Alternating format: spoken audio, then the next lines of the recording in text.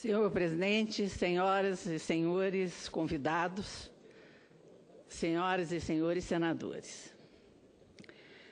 Senhor presidente, em tempos de crise, nós temos dois caminhos. Assumir essa tribuna e fazer um discurso fanista ou um discurso crítico, ou, pelo contrário, subir aqui e oferecer uma alternativa que possa ensejar o debate. E foi isso que o senador José Serra fez aqui.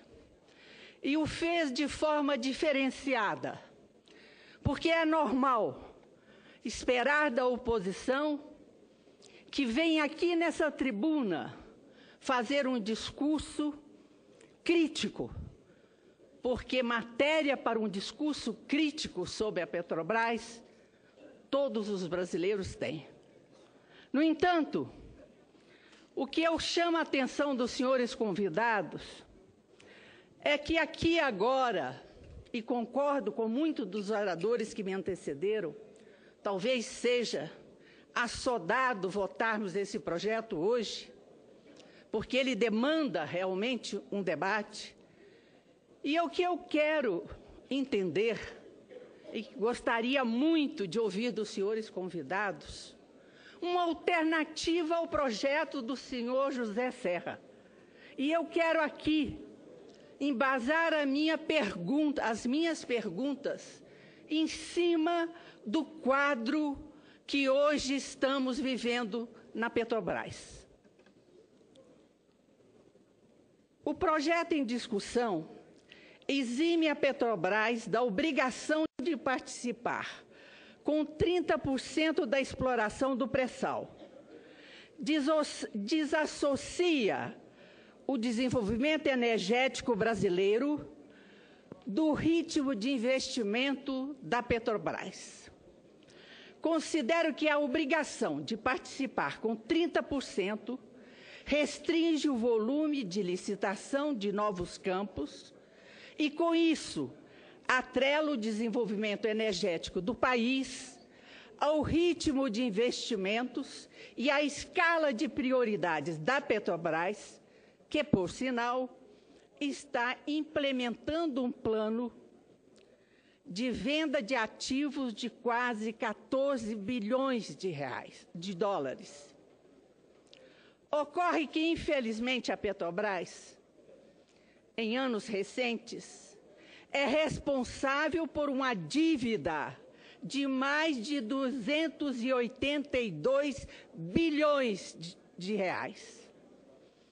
Enquanto, preste bem atenção, senhoras e senhores senadores, enquanto a média de dívida das maiores petroleiras do mundo está em R$ 61 por barril de petróleo produzido, a Petrobras tem R$ 341 de dívidas por barril de petróleo produzido.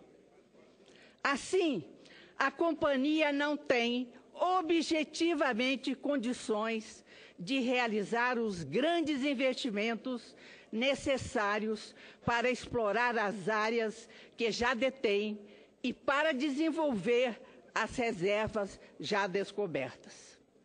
Prova disso é a divulgação nesta segunda-feira do Plano de Negócios e Gestão, que aponta uma necessidade de redução nos investimentos planejados anteriormente da ordem de 37%.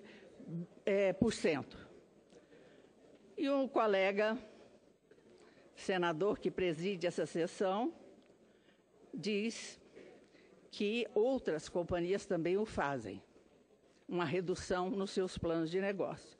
Mas outras companhias não têm o endividamento que nós temos. Se a Petrobras indica que precisará reduzir os investimentos programados, como poderá fazer frente a novas obrigações impostas pelas regras vigentes, isto é, pelo percentual obrigatório de 30%? O pré-sal é algo grande demais. Restam ainda 100 mil quilômetros quadrados a licitar nessa área. Sua exploração demandará centenas de bilhões de dólares, quantia que está muito além da capacidade financeira da Petrobras. Portanto, a iniciativa do senador José Serra é uma alternativa que ele propõe aqui para o debate. E se essa alternativa não é a mais importante, não é a melhor, então ofereçam alternativa para este momento de crise que nós vivemos. O que nós não podemos é deixar todo esse potencial que nós temos à mão, deixar morrer por inanição, por falta de alternativa de um projeto emergencial. Portanto, eu quero aqui dizer o seguinte: não podemos sujeitar o desenvolvimento energético do país ao ritmo de uma única companhia, especialmente se essa companhia debate com severos limites de financiamento.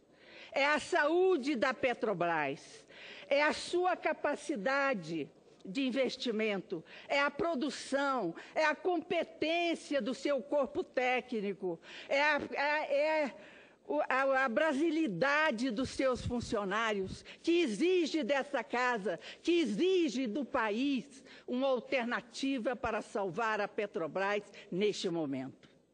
Aos que criticam o projeto por entendê-lo como uma simples facilitação a empresas estrangeiras, quero alertar sobre o conteúdo do artigo 12 da Lei 12.351, que garante ao Conselho Nacional de Política Energética a possibilidade de propor que a Petrobras seja contratada diretamente pela União para exploração e produção de petróleo sob o regime de partilha de produção, sempre que a preservação do interesse nacional assim o exigir. Portanto, aqui eu encerro minhas palavras, fazendo duas questões que deixo aqui para os senhores convidados.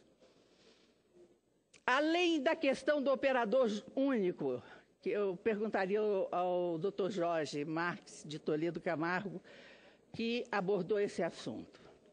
Além da questão do operador único, que outras restrições regulatórias prejudicam a competitividade do Brasil por investimentos no setor de petróleo? A segunda pergunta eu faria para os demais expositores. A Petrobras tem um portfólio de projetos pré-sal em carteira que exigirá investimentos da ordem de 400 bilhões de dólares. A empresa anunciou que a sua capacidade de investir em exploração e produção estará limitada a 20 bilhões de dólares anuais. Qual é a vantagem para a sociedade brasileira limitar o desenvolvimento do pré-sal à capacidade financeira da Petrobras? Vamos ter que esperar 15, 20 anos para termos novo leilão do pré-sal. Essa pergunta eu faço aos outros senhores expositores para que possam nos subsidiar de elementos que possam oferecer uma alternativa ao projeto do senador José Serra. Perguntaria ao Dr. Jorge Marques de Toledo Camargo se ele poderia me responder a primeira pergunta.